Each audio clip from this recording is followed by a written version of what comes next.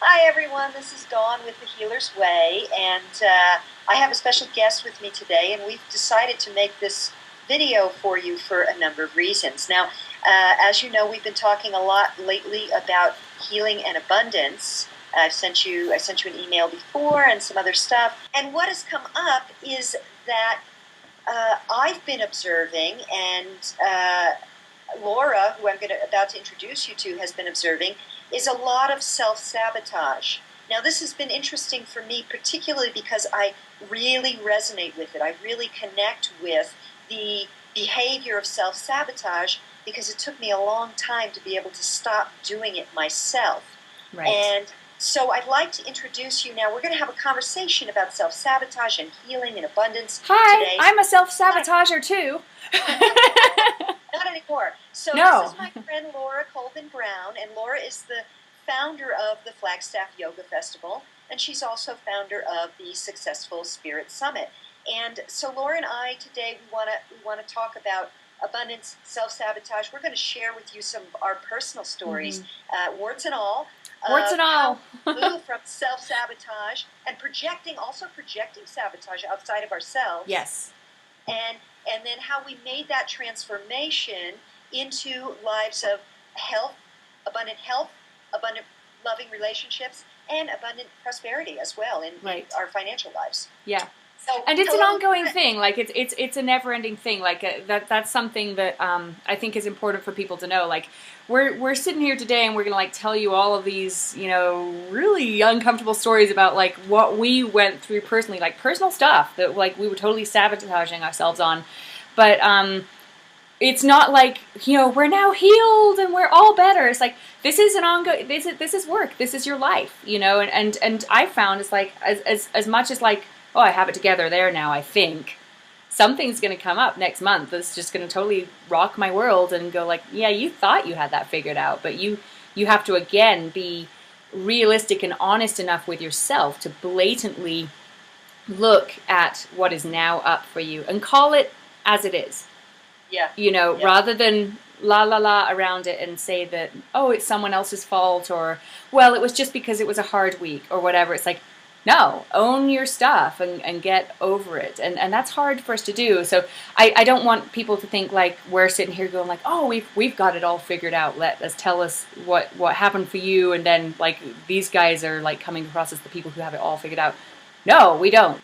The thing is, when you make that transition and you really take on the ownership, you see it before you. It's like, you got it here, you know, and you're like, I know I'm doing something wrong. I know I'm doing something wrong. And when you're able to pull it away and see it, and you start to really practice the behaviors of self-love, acceptance, and saying, yes, I am going to live my big, juicy life. You build the muscle of this kind of behavior and the self-sabotage. Sure, it comes up sometimes in certain areas, like maybe you sort of really dealt with the issues around money, but then relationships come up and you have to do the dance again. You're right. It is like building a muscle. The more you're practicing that, the easier it becomes to acknowledge what the sabotage is this time. The first time you have to like actually take a deep breath and have people hold your hand and go, I'm self-sabotaging. It's like this huge deal, you know? But like the 10 billionth time you've caught it going on in your life, it's like, oh yeah, that again. Okay, done, over, healed, on to the next thing. It does become easier. You're right. Here's kind of how it goes.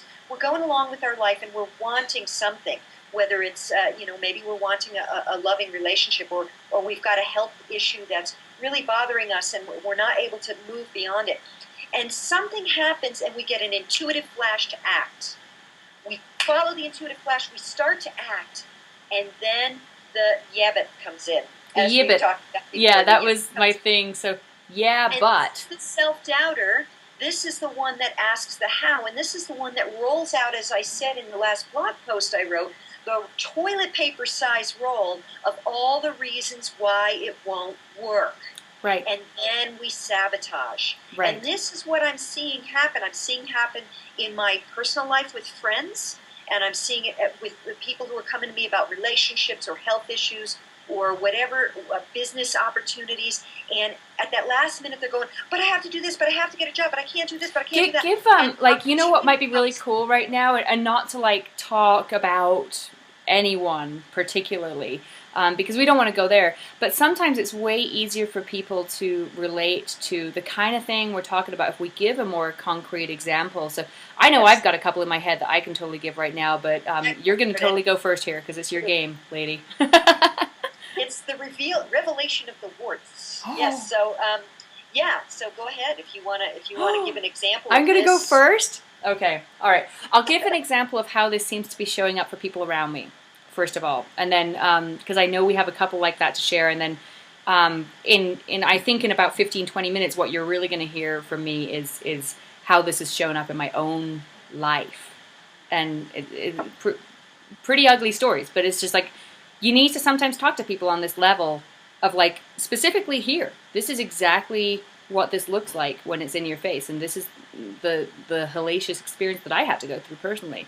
What's showing up in my environment right now with folks that I'm walking and talking with every day, that looks a lot like a yebbet, and it's frustrating for me now on the other end because I'm like, just go, don't listen to the inner critic. It's okay, just what's the worst that can happen? I'll like throw all this stuff at them.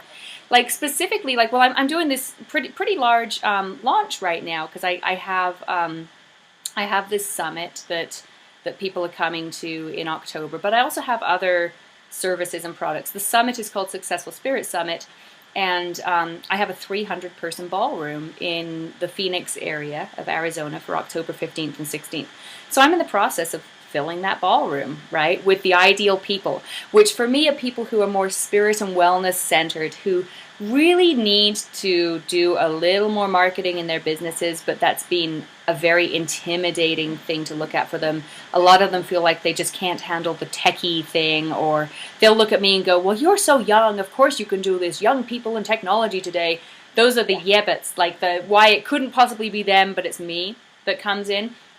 And so with the summit, like one of the main things that I'm convincing people of, really kind of cheerleading them when you look at it, and that is sort of okay for me to admit, and then at the same time it's also a little uncomfortable that I'm doing that for people, this whole cheerleading thing, is, people need support, and at the same time I'll have like, 50, 55-year-old women come up to me all the time going, oh, so you're going to teach us internet marketing, Laura? Well, I'm not. No, I'm a body. I can't do that. That's you. You're not like me, and all of this stuff. And I'm just like, so you're not coming? And they're like, no. I've got to go and like do sessions. I'm like, how many sessions do you have booked this week? Maybe one. There's this guy who said he might call me back, and I'm like, so you don't really have any sessions booked. How's that working for you? How's that going to change? How's that changing anytime soon? And the average person, when I put a how's that changing, will go like, well, it's just been a bad week. It's no. It's not time for me to look at my marketing yet. It's just, there's this excuse, or my dog died, or whatever. And they'll totally go into, like, when I nail them on the spot and say, like, you need help with marketing. Let me teach you how to market. I don't want you to market for your entire life. I want you to get back in your bodywork therapy room as quickly as possible. That's the gift you've been put on the planet to share. Light yourself up so you can share it more. And, but as soon as I'm like, can I really look at how to book out your schedule with you? If we can drill down on the specific of like, get out of the vague, like, oh, well, I just don't need to do that. I'm like, really? You don't? And I'll put them on the spot. I'm like, how many sessions do you have? How's that spirituality and wellness business working out for you so far? In reality, how many clients do you actually have? And when they're faced with that, when it's like here, like you would say, it's like, and then the next thing is, I don't really want to look at that. So in order to not look at that, what happens is the excuse, the yebbet will come in. Well, it's just been a hard week. And or next month after this thing's over, or this is up for me right now. I've seen people go like, well, I really I haven't had enough protein this week, so I can't because, and I'm like, seriously? Go get the protein and go. Why is this even an excuse? Like when you look at that logically, it's like, so go get protein, but then there'll be another excuse, and then there'll be another excuse why not to take action. Then there'll be another excuse. All this really is, guys, is self-sabotage. So it's like, to actually fill the ballroom, I'm talking to hundreds and hundreds and hundreds and hundreds of people via teleseminars and radio shows and blogging and outreach. and I have people who are supporting me and showing other people that they know my stuff. So I'm talking to hundreds of people about this, and there will be a seed group of people, 300 people, who actually get those sabotage stories gone, those excuses gone, and show up. Right. And I'm starting to see who will actually show up. Little by little, they're coming in. The thing will be sold out next week, which is fine because I also have like online trainings and stuff to offer people. So like I have like a whole thing that even if people can't come to the live event, they get online trainings, they get mentoring, they get teleseminars with me. There's other things that I can help them with even if they can't get there. But the people who actually take action and walk their talk and say, yeah, I'd love to fill that therapy room. Let me learn a little bit more about marketing in order to even get in the door. What have they done that blows through all of those self-sabotage little stories? Because we all have them. Like right now, I could be sitting here going, oh, well, I couldn't really record this thing with Dawn today because my house is messy. Or I should really spend my time for prepping for that garage sale. Or, well, my kids, they kind of looked weird when they went to school today, so I think I'm going to go volunteer. Or, and I will totally, I could cook up a million excuses right here in my own life for not being on this show today with Dawn. But something that Dawn and I have going on right now is like driving us past all of those excuses that are always here for all of us and saying, nope, do it, go. The deeper issue here has to do with what do we really want for our lives? And yes. This is a time on the planet where people are really beginning to tap into their deeper self. But we're so habituated to seeing the power as externalized from us. Mm-hmm. Well, I can't do it because I have my kids. Nailed it on the head. My house needs this, I can't take the time off work to go and do something that will invest in myself. I don't have the money to invest in this, which will actually improve my situation. That was my self-sabotager for years.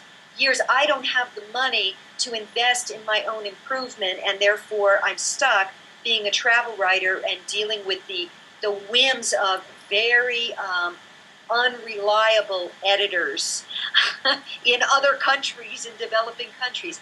That was challenging. Yeah. I kept staying stuck in that. I can't, I'd love to do that seminar. I'd love to train. I'd love to do that. But I really need to write this article. And the thing that comes up when people do that, that's like, you hit the nail on the head.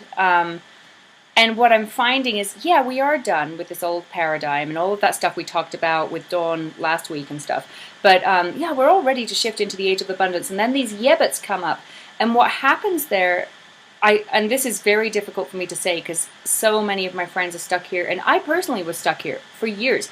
I was stuck in this little bit of the mindset for a 10-year marriage, which I had to end to get out of it. How's that for uncomfortable?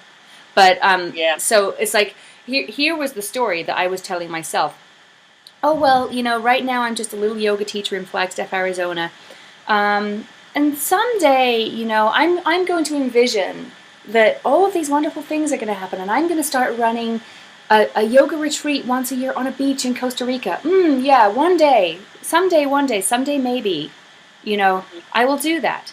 And I got, and then there were like warm fuzzies that came out, and I love The Secret, guys. I love all of the Esther and Jerry Hicks stuff. I totally eat that stuff up. But what happens for a lot of people, including myself, when I was that yoga teacher and I wanted to visualize the retreat in Costa Rica out there, it was totally fine for me to sit in my messy life with my less than perfect marriage and my less than perfect bank account and create a vision board. I hate to say it, but it's like, dude, that is an excuse sometimes. It's like, it's great to have the vision board, but what gets you there? What gets you there? And so for so many of us, it's like, we're stuck in like, oh, well, I am visualizing abundance, so of course, one day. But when someone comes along and says, what concretely are you doing to move towards that? It's okay to have that out there, and it's good to have that out there. I'm so glad I have vision boards. However, the next step for me is, what are the steps between where I am now and where that vision is, and how do I walk those steps? And that was the difficult part, because there are so many of us who almost get a complacency going on with our la la la vision. Because we're like, well, yeah, someday maybe. Oh, yeah, that's wonderful. And we feed into this dream that isn't actually reality, and it's really hard for us to face our reality and go, okay, how do I get from this reality right here to there? What was, going, what was your life like at that point, Okay. Well, I was still with the partner I'm with now. His name is Doug, my boyfriend. Well, thank And God that lasted through all of this. well, That's he's great. an exceptional man. I mean, that was another thing. I had to make a major change in my life a number of years ago in terms of relationships. So this stuckness was with the relationship. I wanted a relationship. I realized I needed a man who would support my vision of myself. Right.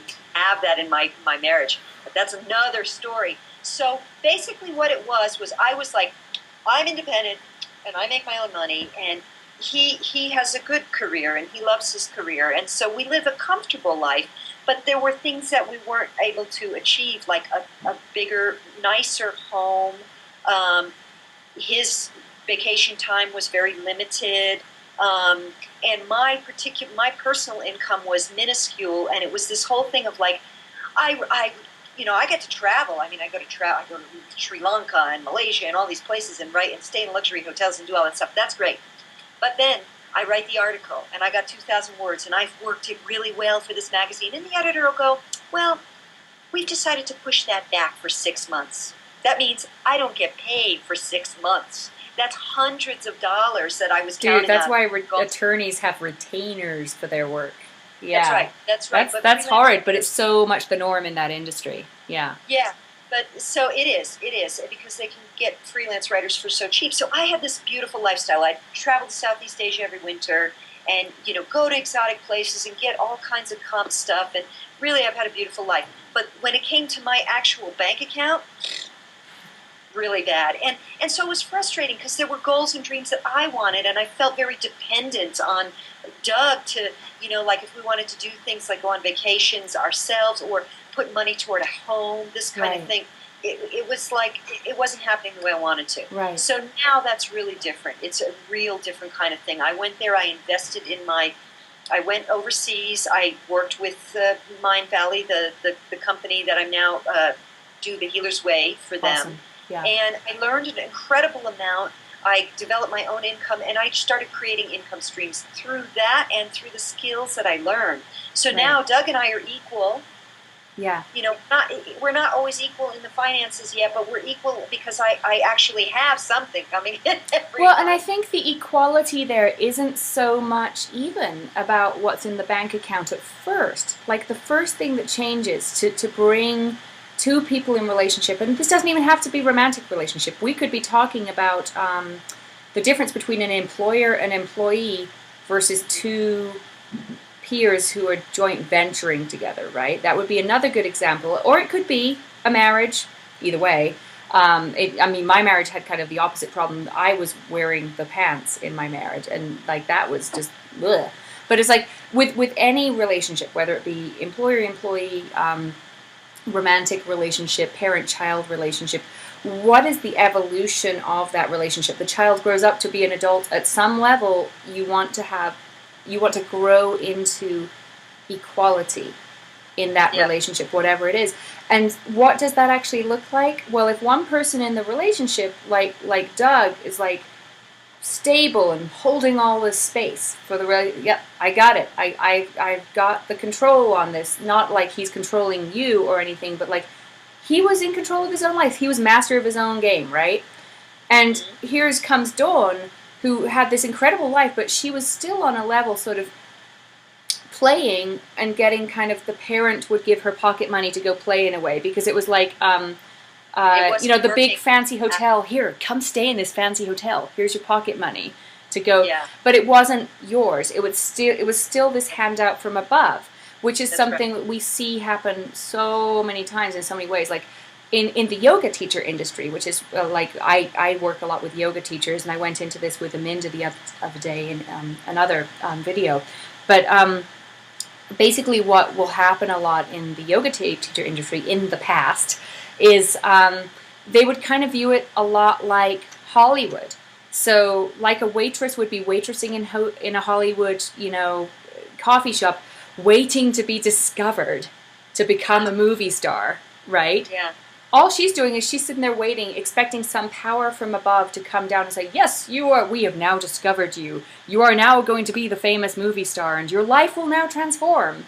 And the same thing would happen in the yoga industry. Yogis would like, well, if I can only get skinnier or get into a bigger back bend or whatever, then Yoga Journal will notice me.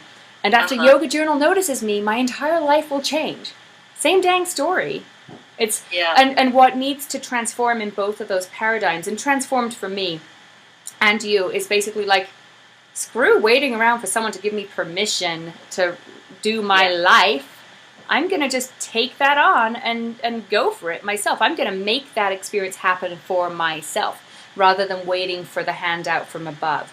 And this is something that I really have spent a lot of time in my life digesting and looking at, because I come from, although, we won't talk politics, like I can totally, we just don't even need to go there. My political statement for everyone is just think. Yeah. Just really think. But just so you know, I come from a background where I came from the United Kingdom. That's where I was born and raised. And my parents, I had an alcoholic father. And so he had a job. He was a school teacher, and he was a great dad, good heart. But the money would go on the beer, right? The money just went. So our kid, us as kids, and my mom were there sort of watching this sort of, saboteur, and we were the victims without the money, right? But, it's like, if you really looked at it, it's like, dude's an alcoholic. When are you going to expect that to change? Are you waiting for him to change his life so that your life then changes? Take that power on.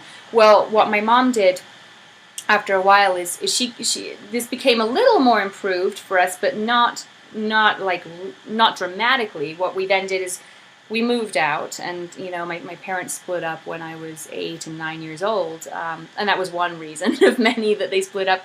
But so here's my mom in this new home that the government is paying for because it's England, and if you're they don't let people go hungry, right, which is wonderful, and they make sure everyone has a roof above their head.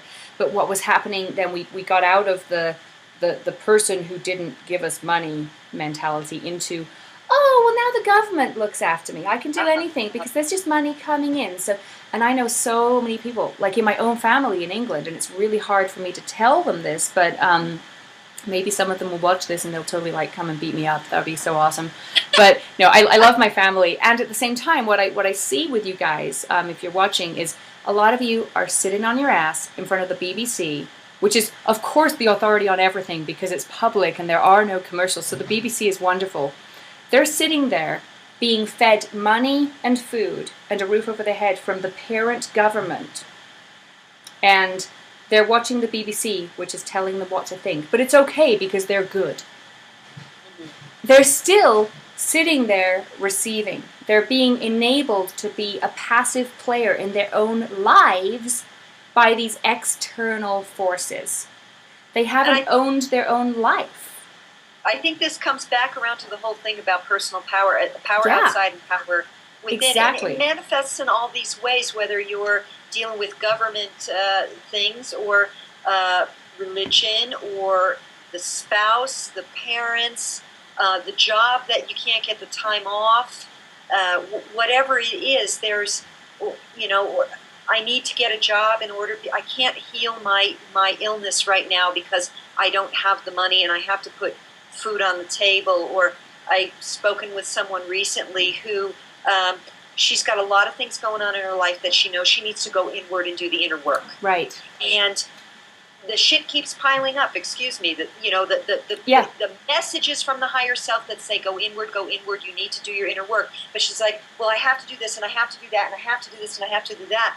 And this is all externalizing power, and it's part of the not following the intuitive guidance, which I was saying about. I got that flash of intuition when I moved overseas because I got the yabbits. Then I was like, Dawn, you're going overseas. You're leaving your relationship to live. And what? Yeah. But I was like, you know what? I know the intuitive flash was so powerful, and I am 40. At the time I was 45 years old. I must take action if I want change in my life. How badly do I want it? I am going to have to ignore all of this nonsense going on and all of the external feedback telling me what should be, what's right, what's this, judgments of other people. Yes. Oh my God, treat you so well and you're going to the other side of the country, Yeah. the world. Hey, it was the best thing I ever did because I followed the intuitive guidance. Right. This is what I'm seeing is this thing of like the unwillingness to recognize the voice of the saboteur and do it anyway.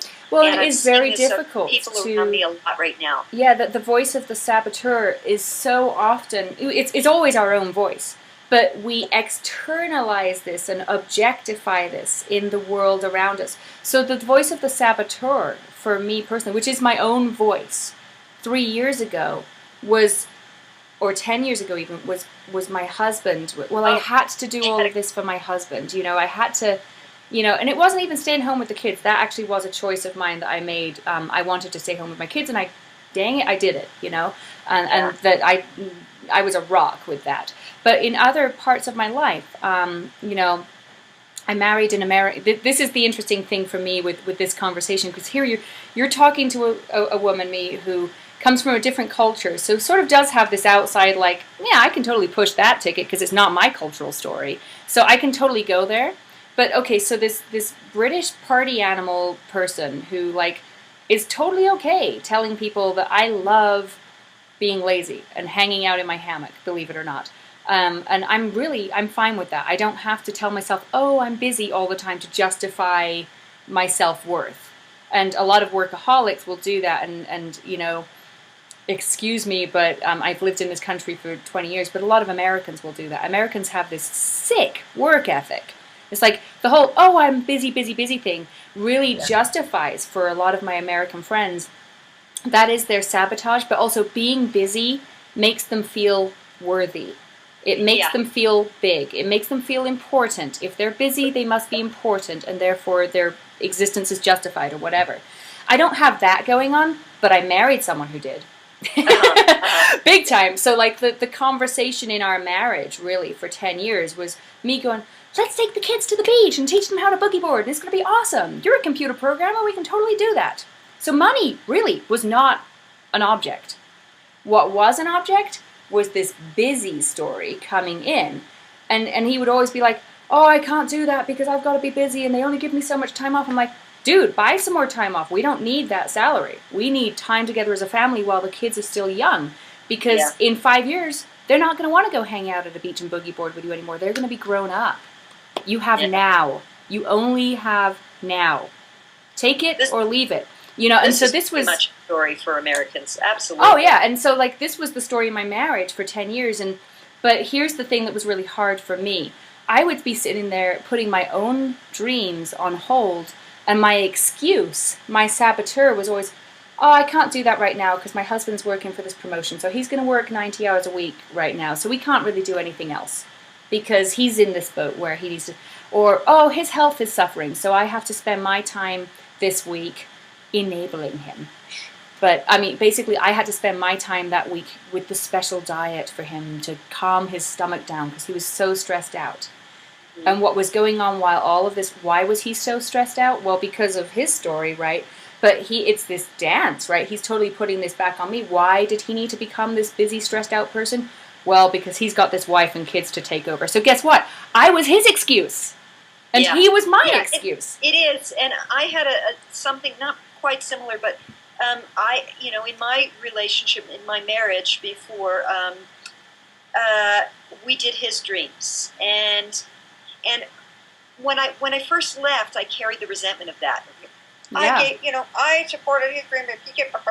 Hey, I chose that. Exactly. And when I took responsibility for that and really recognized I was willing to stay in a relationship where it was very clear that it was going to be his way or the highway, and I chose to do that for well more than a decade. Right. It was like, you know what, he was providing me on the highest spiritual level. He was providing me an opportunity to live out my own, not taking responsibility for myself. Exactly. And he was one of my life's great teachers, and I don't hold any resentment. I had to learn that lesson. Exactly. It's up to me to make the choice of what am I going to do with my life. Whatever he was feeding back to me, he was feeding back to me what my subconscious was. You can't do that. You're not good enough to do that. You're right. Yeah. None of that was true. For whatever reason, in your marriage and in mine, I was in the boat, you were in the boat, where we needed a yibbit. And that yibbit was too much for us to own our own excuse. So we had to externalize it because that was more comfortable for us. So we externalized that in our husband. That's a really hard thing to admit. But it's like, yeah, all of those stories about, well, my husband can't do this now, and my husband can't do this now, they were my stories, they were my excuses. It was just easier for me to have him as the fall guy, the scapegoat, to put that excuse on, because I didn't want to own it in myself. I think everyone's an individual, and everyone has their own path, and everyone's on their own path, and it is perfect for them. And so just get your attention out of what other people are up to and what their problems are, and turn the mirror in. Because you've got enough stuff to work on right in here, people, including me. So, like, when I really looked at that, and I tried to work on it for years and years in my marriage, we went through 3 therapists, and I really opened up and did everything I could to transform that. And at the end of the day, where it had to leave me when I looked at it personally, and I'm not recommending anyone break up their marriage. I'm just saying this is my story, so I want to share my story with you. Was that at the end of the day, I had to look at that and go, why am I not living the life I'm living? I've been using him as an excuse. Yes, he does have a really big excuse here, and he does have this thing, and he does have this victim thing and this busy thing. And I can spend the next 10 years complaining about him if I want to, but dude, I'm like, I just hit 30. For me, it was 30. I don't know why 30 was like a huge number for me, but I was like, I'm 30. I'm no longer in my 20s, and that was like what hit me, and I'm like, the clock's ticking. You know, are you going to do this for another 10 years? When's it going to be? When are you going to get to that stage where you go, well, now I have enough quantified, provable evidence that I know that it will not work for another 10 years, so now I have to leave. No, I had to jump off a cliff. I had to say... I think it's important that we extrapolate that it isn't just about marriage or other people's relationship, but where you say that you said in a certain way, like, where in your life are you...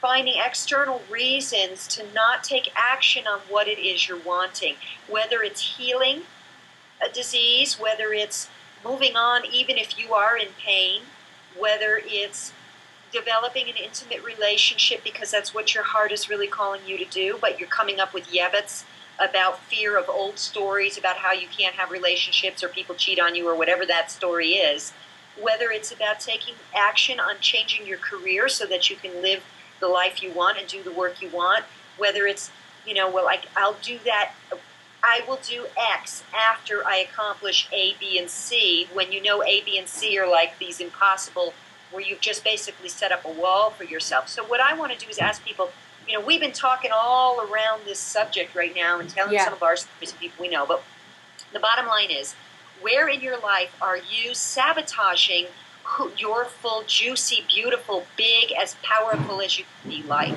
Right. How is it happening for you, and what's it going to take? What do you need in order to own that? And do it anyway. Push through anyway. Go for your dream anyway. And here's the thing, I mean, and I don't know if you can, if you have the Marianne Williamson quote handy or anything, but you know the quote I'm talking about? The one about how the world is not served by you being a smaller person than you are supposed to be. Really and truly, in order to give myself permission to walk away from a 10-year marriage. I mean, there was a lot of yebbits there, okay? There were all of the yebbits from my family coming in like, oh, but your kids, oh my God. And I had to really know and be solid in my own thing. I was like, you know what my kids really need from me? They need to witness their mom being as bright and shining of an individual on the planet as she can possibly be. If they are actually witnessing me being a smaller person than I can be, then what am I really teaching them? I'm teaching them that being a martyr for someone else is what life is all about. I cannot then ethically or morally teach my own children that lesson. Even implicitly. Those words never have to come out of my mouth. They do for a Yeah. lot of people. But if I were actually just living the life of a martyr, rather than model it. owning my stuff, I have to model it. But even if you didn't have kids, it's like, it is your dharma. It is your life purpose and calling, people. You've been put on this planet. This existence is a gift. Oh my God. Like Tibetan Buddhists will tell you, whether you subscribe to this or not, right? It's the same message. You know, if all of existence, all of life, all of the multiple different organisms, beings, animals, plants on the planet were put into, like, if you viewed that as like a pin, you know, having a human incarnation is like the top of the pin. It's like, it is so infinitely teeny tiny of a possibility that you would even be incarnating on the planet as a human right now, that you have to really realize that that is such an immense gift from the universe, that you are even here. Whether you believe that your soul, your higher self, has chosen to come into your physical form, whether you believe that your life has been gifted to you by God or the universe, whatever that story is for you, it boils down to the same thing. We are dang lucky to be on the planet right now. And what do? Like, if you're a kid and you've just been given the most amazing Christmas present that you've ever been given in your life, like the exclusive Millennium Falcon train set awesomeness, whatever it is that you dreamed about and put on your Santa list for like the last 8 years, right?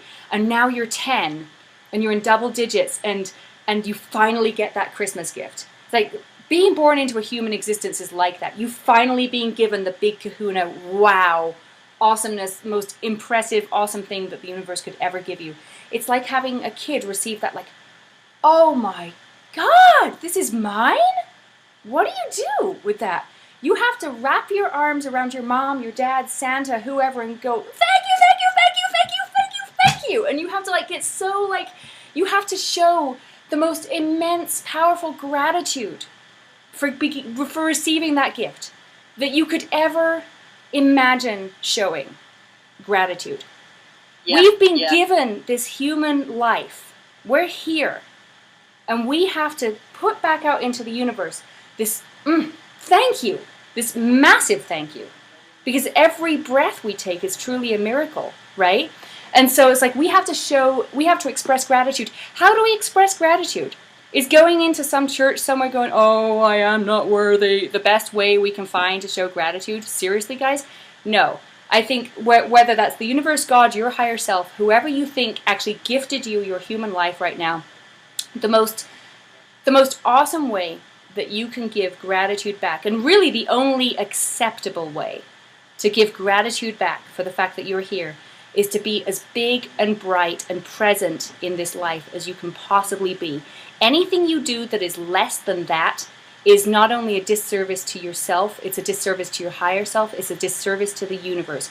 If you're going to futz around and just waste your life away, that is the most ungrateful, you know, little story you could ever do for yourself. Yeah, well, and I want to say, I think it doesn't serve you or anyone else to play it small in life. No. And while I understand it, see, it's very easy to get caught up in the externals of the things that I have to do, and I will live my greatest life when I retire or whatever, and to really go about in that mediocrity. Because there are, I mean, right now our world has been set up really to create a sort of a class of people that are just these sort of worker bees, and it really is not conducive. And I do understand how easy it is to get caught in the mediocrity of trying to make a living and make ends meet. I do. But this is why I say energetically, vibrationally, the paradigm is changing. Yeah. But what it's going to take is those of us at the forefront to take the leap, follow the intuitive guidance, and start living our biggest life. Because what happens is when you take action,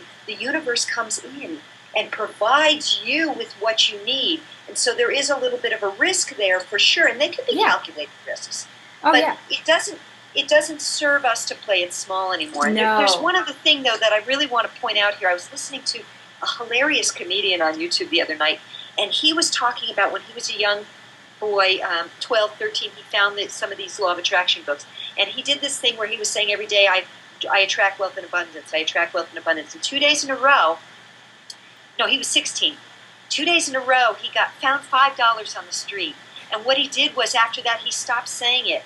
and he explained why. And I think this really hit home for me in thinking about what the kind of stories I'm hearing from people right now. He goes, because I realized that if I accepted the fact that I created and really did attract that money, I would have to admit that I create everything in my life. And I couldn't blame my mom anymore, and I couldn't blame my dad anymore, and I couldn't blame my job, my boss, my spouse, whatever it is.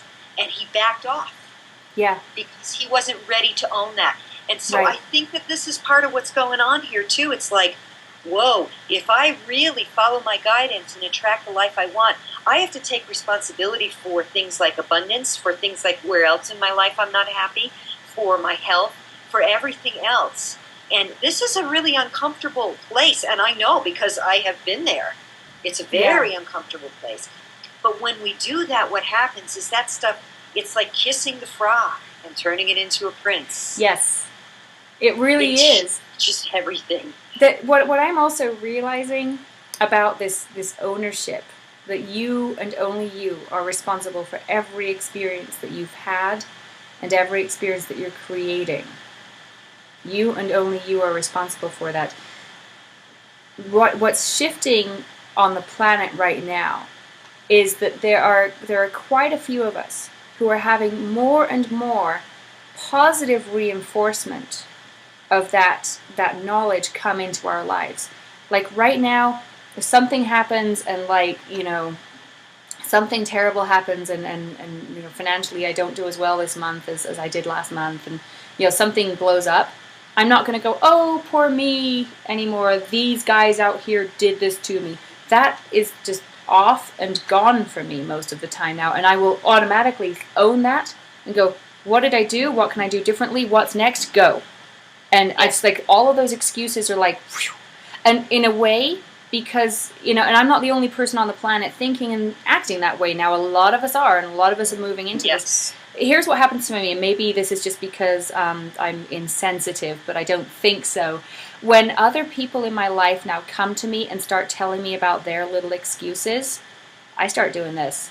And I don't put up with their asses anymore. I'm sorry, but that's not like me being this hard, horrible person. It's me saying, I really don't have time for anybody's excuses. I don't want that in my sphere of like what I'm inputting into my world. For one thing, I've lived without a TV since I was 18 for the same reason.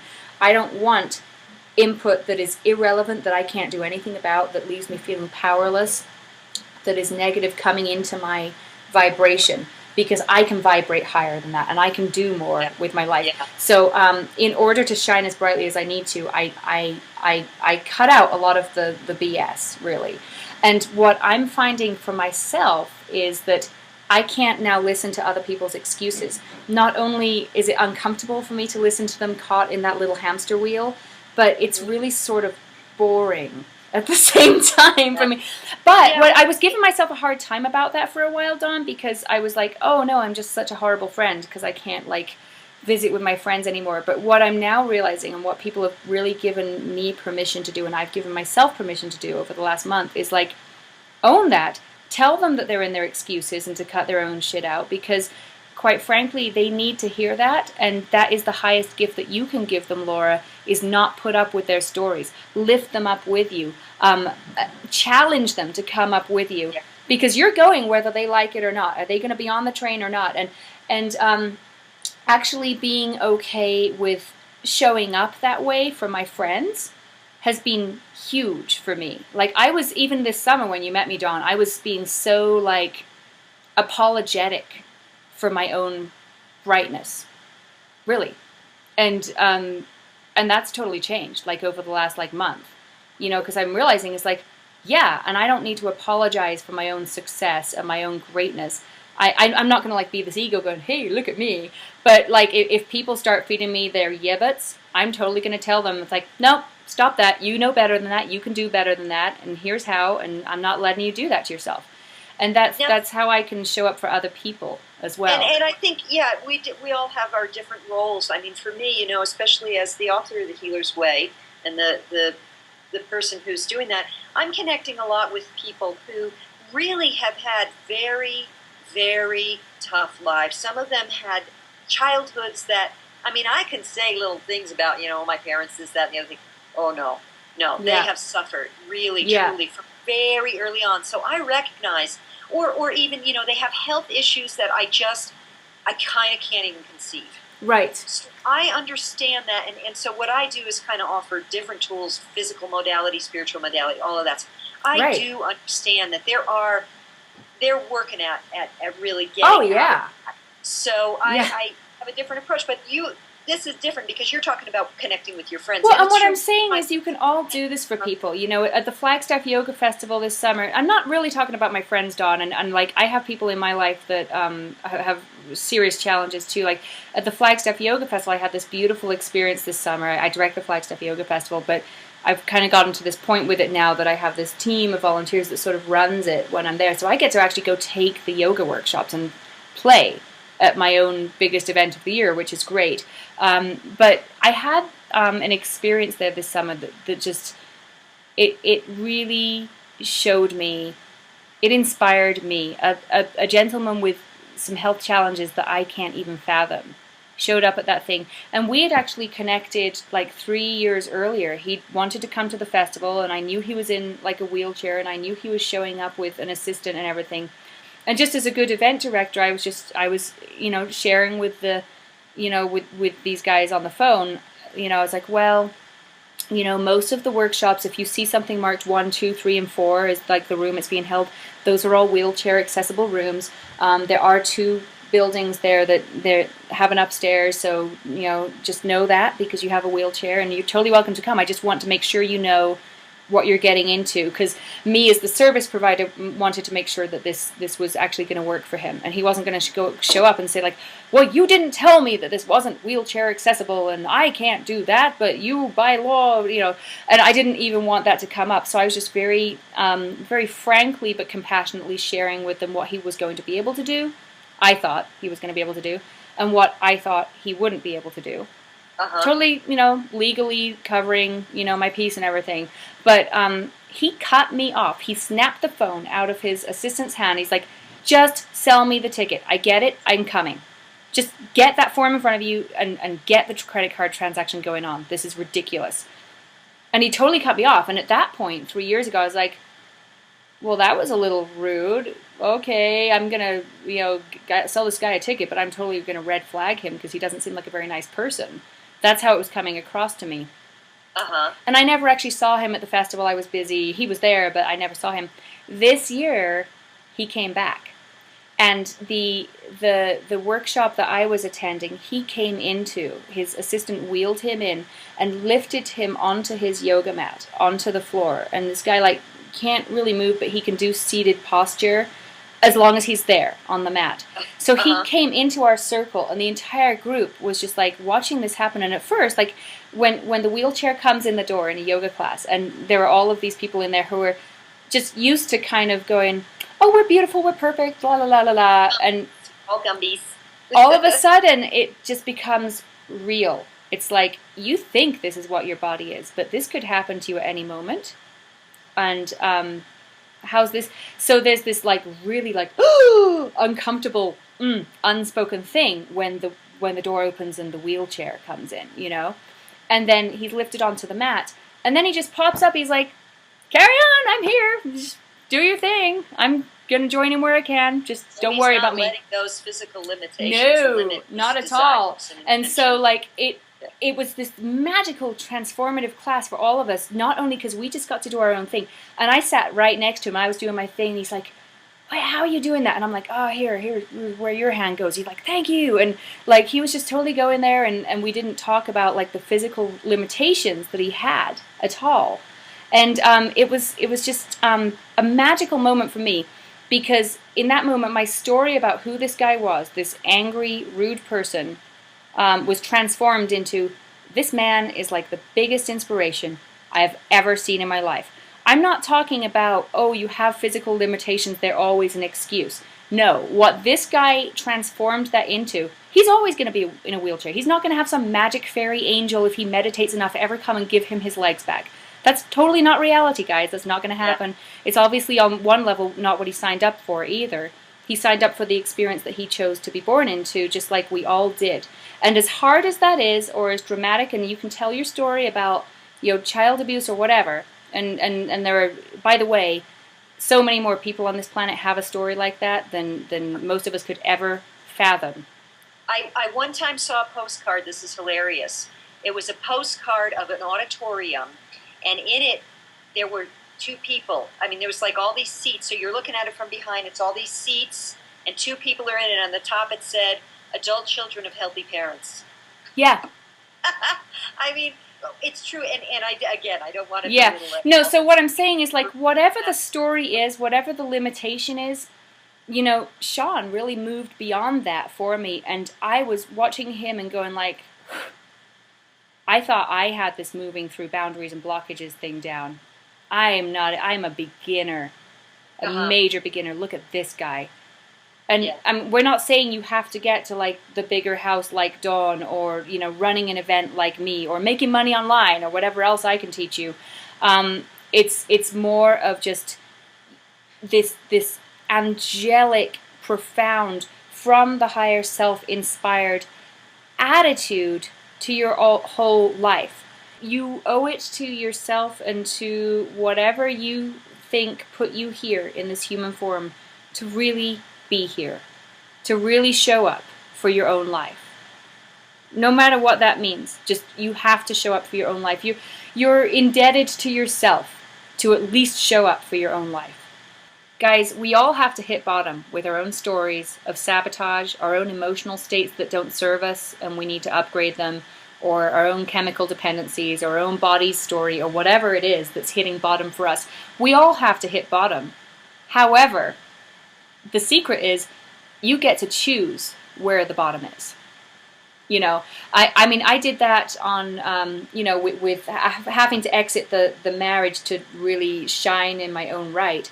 That bottom, for me, I chose to be, not consciously at the time, but when I got there, I was like, yep, this is the bottom. I'm ready. I'm transforming now. It was my 10-year anniversary. I woke up on my 10-year anniversary.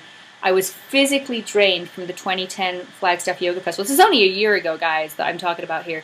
I had been working and not sleeping. Like, my kidney infection was probably already simmering in there somewhere a few months out. But I was just draining myself physically to drive through the festival. And after the festival, I realized I could feel my kidneys. I could really feel this area of my body going, ouch. And I was like, oh, that's my adrenals right above my kidneys. And I quit coffee cold turkey. Cold turkey. I went from like 5 cups a day, like vada deranged, to like nothing. And what I realized in that first moment of being off coffee that first day is I had been using coffee as an upper in my life. Coffee was my cheerleader because I didn't have anyone else cheerleading me. So I used coffee that way. I realized that on the first day because I was flat in my bed, more depressed than I'd ever been in my life, and I could not physically get out of bed. That's how much the depression hit me. I just went into the abyss just from quitting coffee. But I was able to look at that, and rather than go, oh, well, I just don't have enough energy, I'll have a cup of coffee and get up, I was like, this is deep for you, and it's probably more than coffee, Laura. Just stay in the abyss, as uncomfortable as that is. Let's stay there. And I basically slept for like 3 days straight, but I was like tossing and turning in my bed, and all of this stuff was coming up. It was really like that moment in the Basketball Diaries where you see Leonardo DiCaprio come off heroin and everything he's going through, and he's just in hell, right? It's like when you really go through this in your body, it can totally be that experience, and it's horrific, and it's the most petrifying thing you've ever found in your life, because your body just you want to jump out of your own body's skin when you're going through something like that, and I totally get that. What I did was I chose to stay there, very conscious. I'm like, this is the most uncomfortable thing I've ever done. And it started, once I started actually resting and coming back into my body, all of these deep emotional stories were coming up for me, and I realized how unhappy I was. On a level, I knew how uncomfortable I was and unhappy I was, but I didn't really know it. I hadn't actually lived in my skin with that unhappiness before I forced myself to. And guess what? 4 days later, I was coming out of that, and it was just randomly my 10-year wedding anniversary that weekend. So all of these cards show up after I've just gone through that abyss, and I looked at these cards, and all these people, hey, you're such a wonderful couple. And I looked at it and I couldn't do it anymore. It was like the straw just kind of snapped at that point. But I don't think it would have snapped if I hadn't chosen that as my rock bottom experience. Yeah. Yeah, you could have ignored it. And this is the thing where I'm seeing some people, in friends and associates, who were just hearing stories. A lot of them are hearing stories, or some of the people from the Healer's Way, or my other connections online, where the stuff is blowing up in their face. And I had a blow up too, but my blow up was many years ago with my husband. But it was the same thing. It's like you ignore the signs, you ignore the signs, you ignore the signs. And so the rock bottom comes because you're basically being sort of bashed over the head by the universe or your higher self or whatever. Yeah. Because sometimes it's a physical thing that happens. Sometimes it's a disaster, a loss of a home, or husband's cheating on you, that kind of thing. Right. Whatever it is, it's a blow up. Something's just going to knock you upside the head. The interesting thing for you last when you went to Malaysia and me when I exited the marriage, that point for both of us, here's the difference. Nothing actually physically compelled us to change. We chose from inside ourselves to go into that experience. And so there was a self-empowerment. Yeah, usually what happens is something from outside of you physically knocks you upside the head enough times that you have to start paying attention, whether that's a health crisis, your home blowing up, or whatever. But what you can do, and this is the secret that's really been huge for me, is you can choose to go into the abyss yourself. Yeah. And that is like, well, why would I do that? But really, if you look at it, how else have we ever transformed as human beings, ever? You look at any cultural story of a hero's journey in any culture, and this is the way we roll, guys, and this is kind of what has to happen. It just doesn't have to be an externalized experience. You can do this for yourself. When you get to the point that you are on the precipice of taking a dive into something really scary, instead of going, yeah, but what all of the heroes did, what Ulysses did, what Christ did, what Harry Potter did, whoever the hero story is, right, for all of us, is they chose to go into that abyss. They chose to take that journey through the underworld and come back up to the triumphant return after the underworld was. You physically have to go down and meet your own demons. Yeah.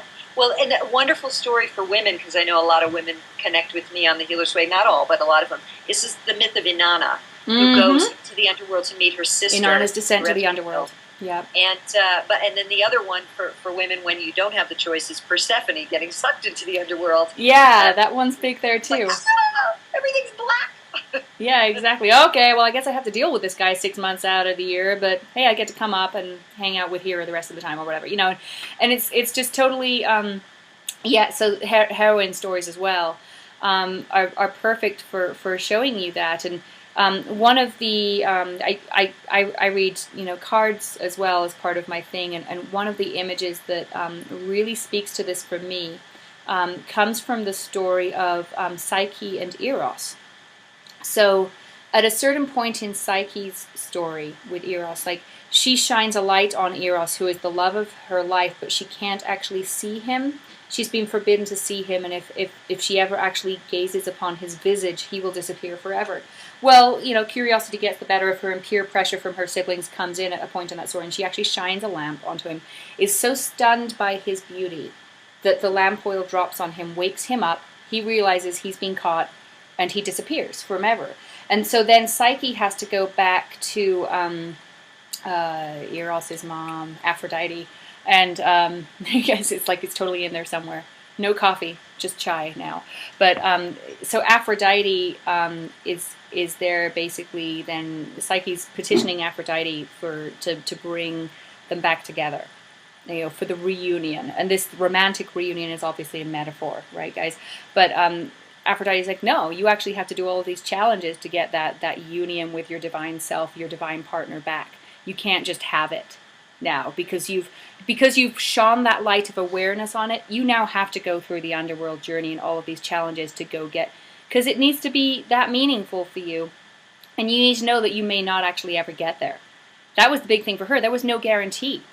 There was no guarantee that she would ever actually be reunited with Eros in that story.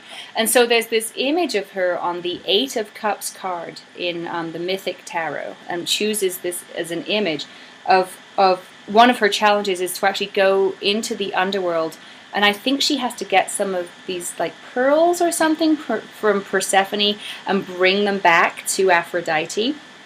And so she's going into the underworld in this card, and there's like, in all likelihood, she knows she's not getting out of the underworld. Nobody's ever come out of the underworld before. Persephone's stuck down there, you know, apart from like Inanna, but that's like that's Babylonian, so it's like, but you know, so it's like she wasn't in ancient Greece apparently, but so yeah, she knows that she, in all likelihood, she's not coming out of the underworld, but that vision of what she has to become as a spiritual being in that union is so strong. It's like she has no choice. She knows she has to go into the underworld. So this image of her is turning away from all the light that she knew to descend into her underworld journey, knowing full well that she's probably not going to come back out again.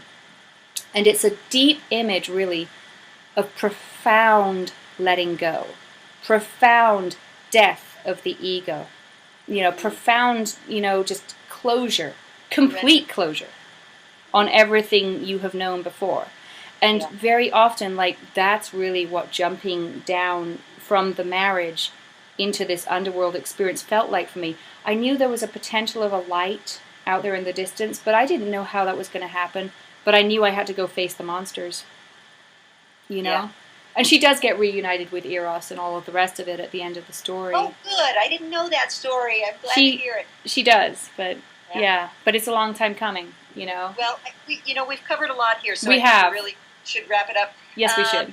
And so, yeah, so once again, it's interesting. It's a very interesting time, and my desire is to really invite and call people to have a look at where they are possibly sabotaging themselves, and to really invite them to step into their bigger selves. The planet right now needs your light. I really, truly believe that. Yeah. And you're serving no one, least of all yourself, by playing it small in any area.